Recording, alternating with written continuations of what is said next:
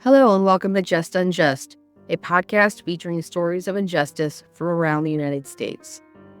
In this episode, we feature the case of Antonio Jerido, and we'll hear from Antonio himself as well as longtime private investigator Matthew Outlaw, who has spent considerable time on Antonio's case and has uncovered new evidence that not only points to Antonio's innocence, but also demonstrates a lengthy stream of misconduct committed by both police and the prosecution. Antonio Jerido was convicted of capital murder in Alabama and sentenced to life without parole, although no direct physical evidence against him exists. Antonio's conviction rested entirely on the statements of his co-defendants, one of whom cut a sweetheart deal with the prosecution in order to avoid the death penalty in another case he was involved in exchange for his testimony against Antonio. Additionally, the lead detective on the case lied to the grand jury in order to secure an indictment against Antonio, and the prosecutor on the case withheld evidence that was favorable towards Antonio. This is Just Unjust. On the evening of January 18, 2009, police were called to the site of a shooting of two people, Cornelius Gibbs and Daryl Benson, outside of a home in Watumpka, Alabama. When police arrived, Gibbs was found deceased from 2 gunshot wounds to the chest, and Benson was critically injured and transported to a local hospital. Benson, the sole survivor, gave a statement to police that at the time of the shooting, it was dark and he did not see the perpetrators, and he had absolutely no idea who shot him and Gibbs. A couple of days after the shooting, other people came forward to state that yet another person, Keon Butler, had been involved in the shooting. During police questioning, Keon claimed that he had never been in the area that evening and that Antonio had called him that night and admitted to doing the shooting. Cell phone records later showed that Keon lied about his whereabouts that evening and was in fact in the area. 2 other people, who quickly became co-defendants, Roderick Foster and Tremont Turpin, also made conflicting claims to police about what happened that night. However, they both admitted to being in a car with Keon Butler and another person. Foster and Turpin told police they stopped the car in the neighborhood of the shooting. Keon and another person got out, they heard shots fired, then Keon got back in the car holding a gun and told them to drive to another city. Along the way, they stopped and threw the gun in the river. After these initial statements were made to police, Antonio's story becomes a nightmare that he is still living to this day, chock full of police and prosecutorial misconduct. His case should have never gotten to where it did, let alone resulting in a sentence of life without parole in an Alabama prison. Here is Antonio in his own words describing the origins of the nightmare he has been living, beginning with the evening of January 18, 2009. I went to a friend of mine's house named Terrence Palmore. Me and Terrence Palmore walked across the street to a guy named Walter Payton's house. And I stayed there. Terrence got in the truck with a guy named Big John. And they left, but they left me at the guy Walter Payton's house. I was over there with a guy named Abraham Thornton, his girlfriend, Angela Robinson, and her niece. It was raining real hard, so we stayed in the house for a while, and then when we slack up, me and Abraham walked out on the porch. While we was out on the porch, we heard some gunshots. And Abraham said, "You heard them gunshots up there?" I said, "Yeah, I heard them." And you can hear somebody hollering, yelling too, though. But he said, "You heard that?" I said, "Shit, they gonna walk up there?" He said, "Nah." Ooh. So boom, okay, we went back in the house. But the whole time, TT, he gone. Chance Palmore, that's his name, TT. During the time he gone, from about 7 o'clock, he left me over at Walter Payton's house. He never came back to around about 10 o'clock that night. The whole time I'm at Walter Payton's house from 7 o'clock to 10 o'clock. And let me remind you, the victim got killed at 8:30. That was his time of death. So it would have been impossible for me to even have anything in involvement with the murder. So later on, Terrence Palmore come back about 10 o'clock with Big John. And I leave and walk to my sister's house. I'm laying on the sofa at my sister's house. A couple hours later, police come knocking on the door. they want to take me in for questioning, and I don't know what's even going on. So they don't tell me until I get to the police station. They said somebody been shot, one person been killed, and they said your name came up on the crime scene. You might be a person of interest. So I said, huh? I said, if I don't shot anybody, I said, well, take me a gunpowder residue test. So he took the gunpowder residue test. The test came back negative. I ain't had no gunpowder residue nowhere. They screwed up my hair, my hands, my face. I ain't had nothing nowhere. So they had put me on a cell for about 6 hours. They came back and released me after they found out I didn't test positive for gunpowder residue. On top of that, I told them to get my shoe print because I had on some Nike Air Max. They took the shoe print. Okay. Now the police got rid of the gunpowder test and he got rid of the shoe print test. But they let me go now because they ain't have no proper call.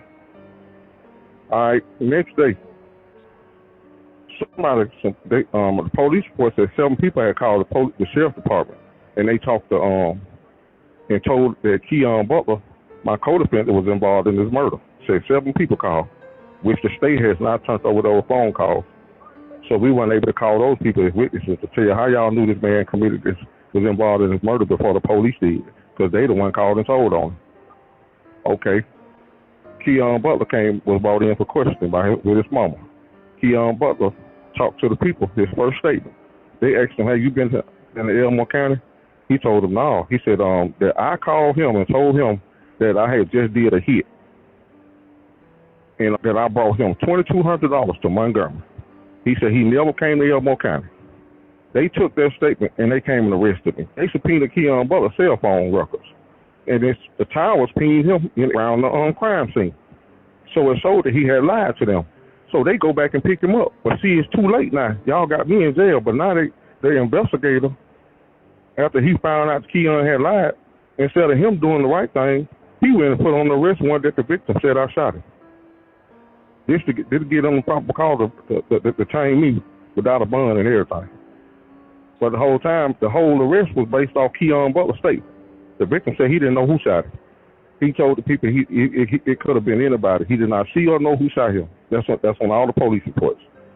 But the investigator, Chris Ogden, had went and lied on the arrest warrant and put that the victim said I shot him. Now, after they arrest Keon tell on the other 2 guys that were with him. They brought all of them in for questioning. They ended up locking them up too, charging them with capital murder, which they charged was later dropped to handle prosecution. The attorney stayed over this on me because this case was based off this investigator with this lie. So the arrest warrant saying that the man said I shot him. Keon, they came back to court at the preliminary hearing. The same investigator named Chris Ogden who lied on the arrest warrant, he come back. My attorneys asked him, did the victim say Mr. Jerido shot him? He said no. He said it could have been anybody. This on the oath. Got the transcripts. So I'm wondering, well, what I'm doing in jail? So the judge bound it over to the grand jury anyway. So we had a bond hearing, the habeas corpus bond hearing, before the grand jury proceeding, which was July the 8th. My grand jury proceeding was July the 24th. At the bond hearing on July the 8th, the victim, Daryl Benson, investigator Christopher Ogden, and district attorney Lee Booth. The judge asked the investigator Chris Ogden and the district attorney. He said, did the victim say Mr. Jerido shot him? Miss Lee Booth said no. He said he don't know who did it. Chris Ogden said no. He said he don't know who did it. So he asked the victim, do you know who shot you? Daryl Benson said, So it showed the arrest warrants are falsified. But my lawyer didn't ask for a motion to dismiss the case. They had no probable cause to even detain me. No physical evidence, no nothing. Despite the fact that the victim had repeatedly stated he had no idea who shot him, during grand jury proceedings, Detective Ogden falsely testified that the victim had stated that Antonio had been the person who shot him. The victim was not present at the grand jury proceedings, so this false statement by Detective Ogden was all the jury heard, and not surprisingly, based on this testimony by Detective Ogden, the jury indicted Antonio on capital murder and the case was bound over for trial. Mr. Chris Ogden, after he just admitted the victim said he don't know who shot him, he go to the grand jury here, and he testified to the grand jury that the victim said I shot him. He said Daryl Benson said Jerido shot him. So they came back with an indictment and bound it over to trial. Our whole case was based off fabricated evidence willfully by the police officer, the investigator Christopher Ogden, and the lie of a co-defendant that they found out was false. That's what my whole case based off of. In addition to Detective Ogden changing his statement to secure an indictment against Antonio, the surviving victim, Daryl Benson, who had for 3 years maintained he did not know who shot him, that the only identifying feature of one of the shooters was that they had their hair done in a plant style. At trial, he suddenly changed his statement and testified that Antonio was one of the shooters because he recognized Antonio's voice. This directly contradicted an earlier statement he had given, where he stated that he could not hear the voices of the perpetrators clearly because their voices were muffled due to wearing facial coverings. This new statement, obtained by the prosecution, was never disclosed to the defense as it should have been. Additionally, a new statement was given by Antonio's co-defendant, Keon Butler, a new statement he made after he cut a sweetheart deal with the prosecution to avoid the death penalty in another case he was involved in exchange for pointing the finger at Antonio. So we go to trial. They get the victim, Daryl Benson, after he had testified under oath that he don't know who shot him, to come to the trial, the day of trial, to get him to change his story, the day of trial. The district attorney did not turn the co-defendant's statement over, the new statement of the co-defendant that he was going to testify to the day of trial, nor did they turn over the victim's testimony that he was going to get on the stand and testify to the day of trial was a Brady versus Maryland violation.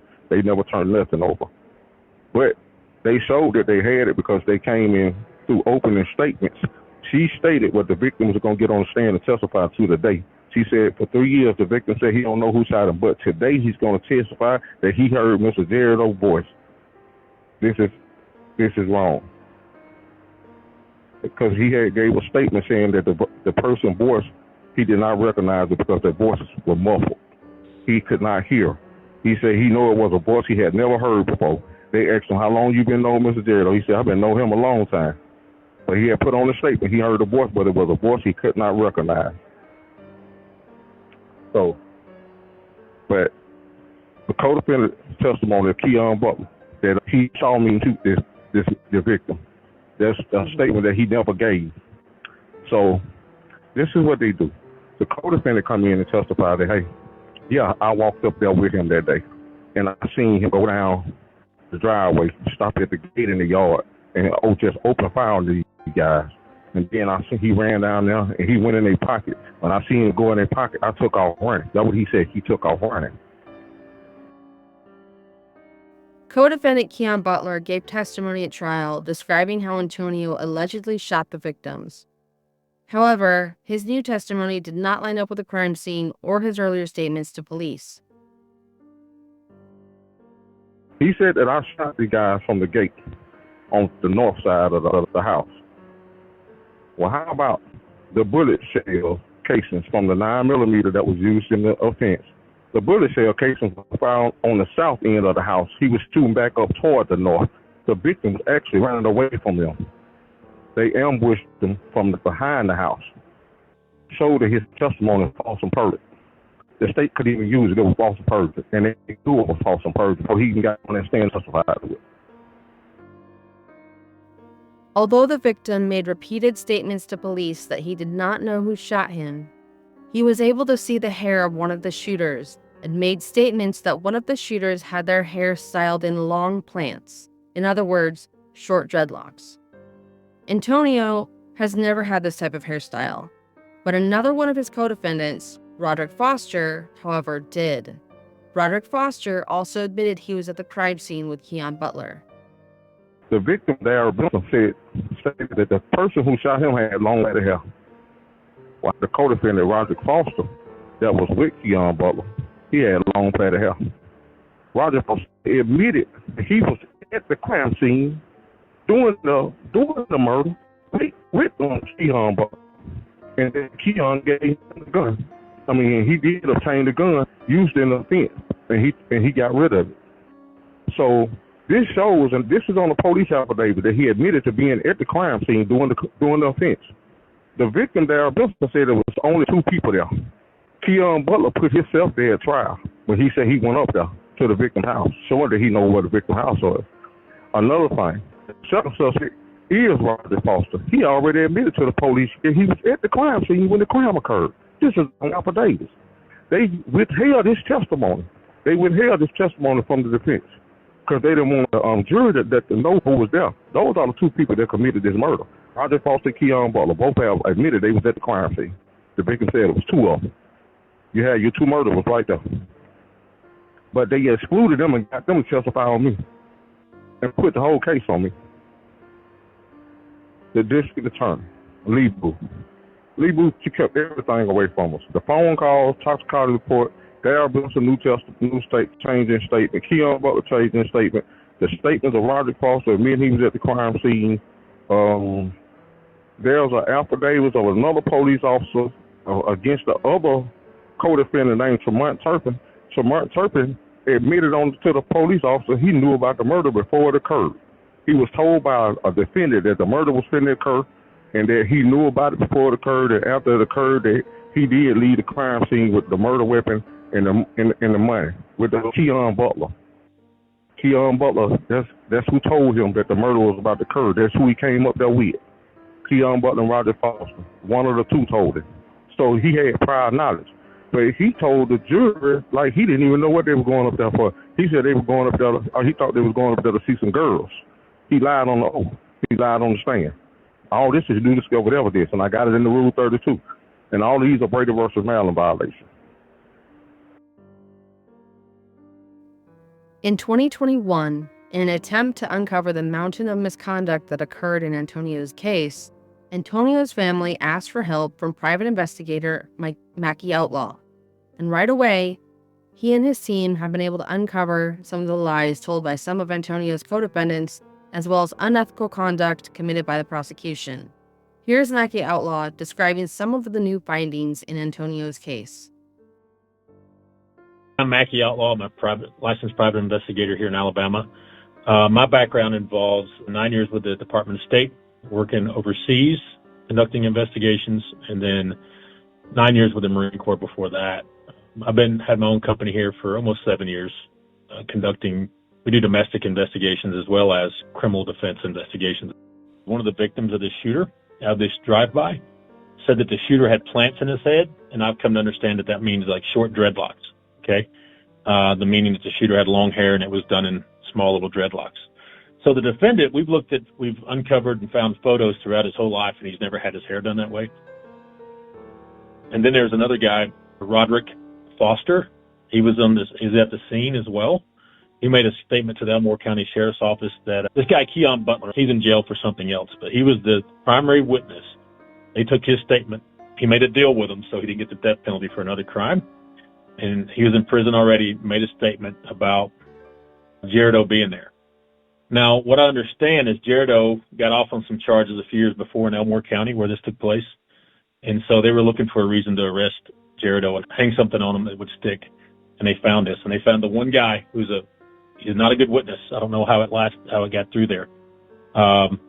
His statement talking about how Jerido was there and all these things. But Jerido wasn't there. Nothing ever tied him to the crime scene. They did gunpowder residue test on him when he first got to jail, when they arrested him, and they coincidentally lost that gunpowder residue test. It never was presented in court. Never a murder weapon found. There's a guy named Tremont Turpin who actually took this murder weapon and threw it into the river. They've never found it. So Tremont made an initial statement back when the crime happened that he got the weapon from Jerido and took it and threw it in the river. But I got him on the phone in 2021. He told me that he was trying to buy this gun from Keon Butler, who made the statements to the state's main witness, and he wouldn't sell it to him because it's not his. But this indicates that Mr. Turpin knew that Keon owned this gun before the shooting took place, the crime that happened. So all this stuff that was made up and testified in court about it was Jerido's gun, all these things, it's absolutely false. And I called him in that lie when I did a phone interview with Mr. Turpin back in 21, because he talked about how he knew who had the gun, who owned it. It was Mr. Butler. And on the witness stand, Mr. Turpin said that he got it from Jerido.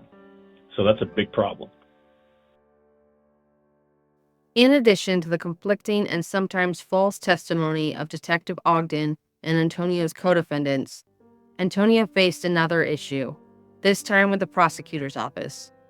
The prosecutor in his case, Lee Booth, committed a plethora of misconduct in Antonio's case and likely others as well. She, in fact, was so bad at her job that many of her former co-workers have since come forward in sworn affidavits saying that she was unable to perform her job, suffered from unexplained and troubling memory loss, took files home against policy, and even lost important case files by doing so, left unauthorized people unattended in her office with sensitive case information, and had repeatedly been pulled over and cited for driving under the influence of prescription pills. The list of unethical conduct by Lee Booth goes on, but none of this was disclosed to the defense or to the Alabama State Bar as it should have been. Later, I found out that the district attorney of my case, Lee Booth, she had memory loss the entire time. She was over my whole criminal procedure from 2009 to 2012. She had memory loss, was committing misconduct in office and everything.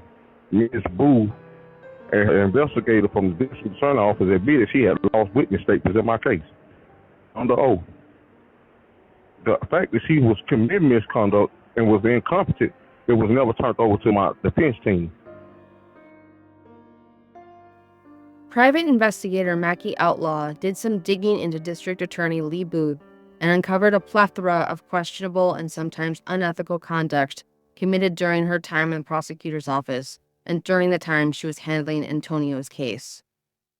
The assistant district attorney that tried this case, Attorney Lee Booth, there was a lot of instances back during her career. She's in private practice now. During her public career, where she showed poor judgment in decision-making and ethics. One of her fellow assistant district attorneys, Christy Peoples, made this statement. It says, as far as memory issues, I can recall one specific incident where Lee and I, talking about Lee Booth, were handling a capital murder trial for which investigator Chris Ogden was the case agent. So Chris Ogden actually was the lead investigator on Jerido's case. He met with myself, talking about Christy Peoples, and Lee on June 11th to go over the case. Investigator Ogden told us he could not be in trial in October 2011 because he'd be having a baby. His family was having a baby. In the beginning of August, Investigator Ogden met with just Lee, talking about Lee Booth. He came to me afterwards and said Lee told him he had never given her a statement and that she had never heard of him having a baby. He expressed concern about her handling the case. So her own people in her own office were expressing concern about her memory issues and how she handled things. The district attorney said that Lee, talking about Lee Booth, also exhibited poor decision-making in allowing her husband to attend a crime scene on a case worked by another agency. So Attorney Booth had a husband who was an investigator in a neighboring county, and she'd let him just come over to crime scenes and walk all over them. So she specifically let him come help her on crime scenes at Elmore County Sheriff's Office, where he was not employed, just there as her husband. Well, he continues, I have no policy on this issue. It seemed to go without saying that an assistant district attorney attending a crime scene on behalf of the DA's office would know not to take any other person with him or hers that with a highly sensitive event, but especially someone who is a law enforcement officer with another agency and not involved in the investigation. I cannot conceive of any situation where an assistant district attorney would think it appropriate to bring a spouse or anyone to an active crime scene.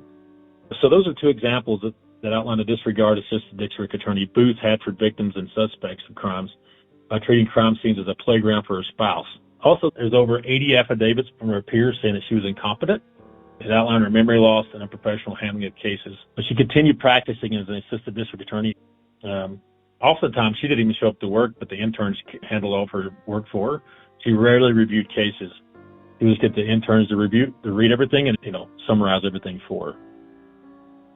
And that resulted in either no evidence or tainted evidence being presented to a jury, and specifically in Jerido's case. Given all the lies and misconduct that occurred in Antonio Jerido's case, it isn't surprising that the jury found him guilty of capital murder.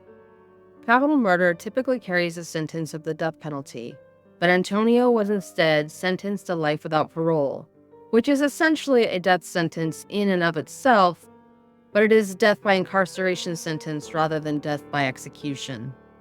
I asked Antonio why he was sentenced to life without parole instead of given the death penalty, given that Alabama is not known for being lenient when sentencing people to death, if they can. And Antonio's conviction normally would carry a sentence of death, and he had this to say. They gave me life without parole. They took the death penalty off the table. And the reason I found out why they took the death penalty off the table, because they would have found out the indictments were falsified. They got the indictment on fabricated testimony. Willfully fabricated testimony where Ogden testified at the grand jury that the victim stated that I shot him. That's the only thing they had. Without that, they couldn't even round it over to trial. It was over with. And for a victim to be out, they just left a hearing, the victim's supposed to be to the grand jury and testify himself. But see, since the victim had just testified at the hearing 2 weeks prior to them taking it to the grand jury, and he testified that he didn't know who shot him on the oath, he couldn't go to the grand jury and testify that I shot him. So that's why they kept him out of there. They knew he was going to testify that he didn't know who shot him. So they kept him out. And Chris Ogden went in his place and testified, and he lied intentionally to get this indictment. He went in there and he lied. The victim's brother even stated the victim told him that the person that shot him had long, fatty hair. That excluded me as the murderer. That excludes me as being a shooter. Never had no hair, period. Low haircut my entire life. The only person that leaves is Roderick Foster that had put himself at the crime scene. Along with who? Keon Butler, who admitted at trial he was there. The murderer is Roderick Foster and Keon Butler. And they knew it. That's the whole thing. They knew it the whole time because he admitted that he was at the crime scene to the police. That's how they got the probable cause to charge him with capital murder. They already knew it. Since his conviction, Antonio has been fighting to overturn his sentence and get justice for himself. Despite clear and compelling evidence of his innocence and misconduct by both the lead detective and the prosecutor on his case, the courts have repeatedly denied his appeals. However, in 2020, Antonio's case finally got a small break when the Alabama Criminal Court of Appeals finally granted him an evidentiary hearing to present his claims and newly discovered evidence. However, the hearing was granted in district court, which was the same court that allowed so much misconduct to occur in the first place that resulted in his conviction. And now, over 4 years after he was granted a day in court to present the newly discovered evidence, the local district court has been postponing his court date for nearly 4.5 years. January the 10th of 2020, that's when I won my appeal. Here it is, 2024. I have went to at least 7 hearings. Every time I go, the judge continue the case. The witnesses, all these district attorneys and stuff that got to get on the stand, they won't show up for court. He won't hold them in contempt. My lawyer's been trying to get him to hold him in contempt, but he won't do nothing. He's just going along with the state to just help them continue to try to keep this misconduct that's been committed covered up. That's it. He would not do nothing. Now he just put my whole case in moot. After I just won this decision in the Criminal Court of Appeal, he put the same issue that I won in the Criminal Court of Appeal that they never had jurisdiction. He put the case on moot. And it's just been sitting there. Because he don't want to have it here. Because nobody turned Lee Booth over to the Alabama State Bar. I have just received in the mail, January the 5th, 2024, from the Alabama State Bar, that Lee Booth's license is in good standing. She has never been disciplined. Period. That means nobody turned Lee Booth over to the Alabama State Bar, that she was incompetent, that her and her husband were getting indictments on people without probable cause, which another district attorney told on her named Mandy Johnson, that she was incompetent, had very memory loss. They never told none of this. On top of that, the investigator, Mac Outlaw, he talked to Tremont Turpin, okay, one of my co-defendants. The co-defendant told Mr. Mac Outlaw that was Keon Butler gun. The jury never heard that it was Keon Butler gun. They said it was my gun. Walter Payton had lied to these people and told them I was at his house that night with that gun with an infrared on it, pointed at his truck.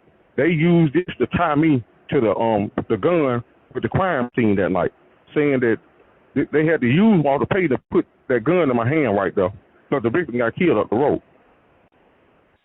But the thing about it is, Walter Payton said that was my gun. Alexa Hicks said that was my gun. Tam Pamela said that was my gun. Well, how about Mr. Tremont Turpin has came and stated to Mr. Outlaw on a tape recorded statement that no, that was Keon Butler gun, that he had just tried to buy the gun from Keon while they was in Montgomery before this crime took place. It shows that the gun came from Montgomery. The gun came from Montgomery with them. And they killed that boy, and they took the gun back to Montgomery, and they threw it in the river for Keon. This right here changes the whole case. Because they told the jury it was my gun the whole time. The jury don't know there was Keon gun, and they came from Montgomery with the gun. This is new discovered evidence. I raised it in the Rule 32. The whole case is wrecked right now. It's just the hearing. We got all these people subpoenaed. Roger Foster, you got to come back and tell the truth because you told the police you was at the crime scene, but you got on the stand and said you ain't even get out the car. You don't even know nothing about Elmore County. Y'all just took Keon up there to meet his friend. That's it. I heard a bunch of gunshots. Keon came back and got in the car. He had a gun in his hand and y'all left. Okay. Roger Foster put the gun in Keon Butler's hand on his statement. So Keon ran back and jumped in the car, but the whole time it was Roger Foster with Keon. The whole time. They was protecting each other. They cousins. All three of them are cousins. Roger Foster, Keon, Tremont Turpin, they are cousins. They just protect each other. That's all it was. But now he don't came back and told, no, that was Keon Butler. So they don't want to have this hearing because everything is out the window. You got an innocent man in prison, and it's in black and white. Everything is in black and white. I'm trying to get the media or somebody. I need some help. I don't know. My lawyer's been filing stuff. Let me tell you, the judge over my case will not even respond.